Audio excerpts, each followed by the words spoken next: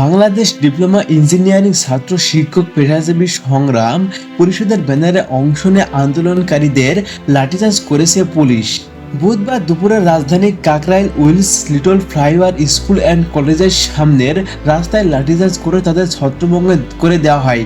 আন্দোলনকারীরা ডিপ্লোমা প্রকৌশলী প্রধান উপদেষ্টার কাছে স্মারকলিপি দেওয়ার কর্মসূচিতে অংশ নিয়েছিলেন। বাংলাদেশ ডিপ্লোমা ইঞ্জিনিয়ারিং ছাত্র শিক্ষক পেশাজীবী সংগ্রাম পরিষদের আহ্বায়ক মোহাম্মদ আখেরুজ্জামান প্রথম আলোকে জানান, আজকে তাদের ৭ দফা দাবিতে প্রধান উপদেষ্টার কাছে স্মারকলিপি দেওয়ার কর্মসূচি ছিল। দুপুর ১২টায় তারা কাকরাইলের institution of diploma engineers Bangladesh IDEB থেকে কর্মসূচি শুরু করেন।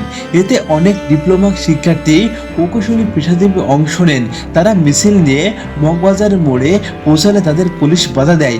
পরে সংগ্রাম পরিষদের ১১ জন প্রতিনিধি প্রধান উপদেষ্টার কার্যালয়ে গিয়ে স্মারকলিপি জমা দেন। অপরদিকে কর্মসূচিতে অংশ নেওয়া লোকজন পদযাত্রা মিছিল নিয়ে কাকরাইলে ফিরছিলেন।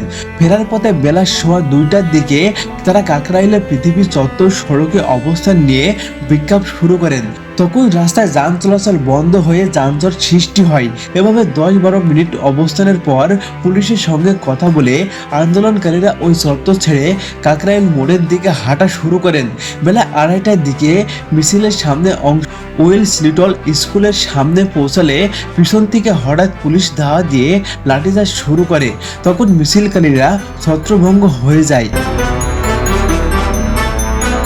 বেলা ১:৩০টার দিকে তেজগাঁওয়ে প্রধান উপদেষ্টা অধ্যাপক মোহাম্মদ ইউনূসের কার্যালয়ে গিয়ে স্মারকলিপি জমা দেন বাংলাদেশ ডিপ্লোমা ইঞ্জিনিয়ারিং ছাত্র শিক্ষক পেশাজীবী সংগ্রামের পরিষদের নেতারা। ডিপ্লোমা প্রকৌশলীদের ৭ দফা দাবি হচ্ছে, প্রকৌশলী কর্মক্ষেত্রে BCS ডিপ্লোমা ইঞ্জিনিয়ারিং দায়িত্ব সুনির্দিষ্টভাবে ভাগ করতে হবে এবং উপসহকারী প্রকৌশলীর পদে কেবল পলিটেকনিক্যাল মনিটেকনিক ইনস্টিটিউটের থেকে অর্জনের জন্য সংরক্ষণ রাখতে হবে। সরকারি, আধা সরকারি, স্বায়ত্তশাসিত প্রকৌশলী সংস্থা, বিভাগ ও বিদ্যুৎ জ্বালানি কোম্পানির জনবল কাঠামোয় BSc ও ডিপ্লোমা ইঞ্জিনিয়ারদের অনুপাত 1.5 নির্ধারণ করতে হবে। একই সঙ্গে উপসহকারী প্রকৌশলী থেকে সরকারি প্রকৌশলী পদে পদোন্নতি কোটা 33% থেকে বাড়িয়ে 50% করতে হবে। প্রশাসনিক পদে প্রশাসন ক্যাডার থেকে নিয়োগ দিতে হবে। প্রকৌশলীদের অন্য ক্যাডাররা নিয়োগ বা পেশা পরিবর্তন সম্পূর্ণভাবে বন্ধ করতে হবে। এছাড়া ডিপ্লোমা ইঞ্জিনিয়ারিং শিক্ষক মনোনয়ন, আধুনিক কারিকুলাম, ইংরেজিতে প্রণয়ন, শিক্ষক শিক্ষার্থীরা অনুপাত 1.12 নিশ্চিতকরণ, ল্যাব, ওয়ার্কশপ, আধুনিক কাঁচামালের সরবরাহ এবং ভবিষ্যতের শিক্ষার্থীদের যথাযথ সুবিধা প্রদানের উপর জোর দেওয়া হয়েছে। পাশাপাশি ডিপ্লোমা ইঞ্জিনিয়ারিং শিক্ষার্থীদের বৃত্তির পরিমাণ বাড়ানো এবং ডিপ্লোমা সনদধারীদের জন্য প্রকৌশলী বিশ্ববিদ্যালয় কলেজের ক্রেডিট ট্রান্সফারের মাধ্যমে উচ্চশিক্ষার সুযোগ নিশ্চিত করার দাবি করা হয়েছে।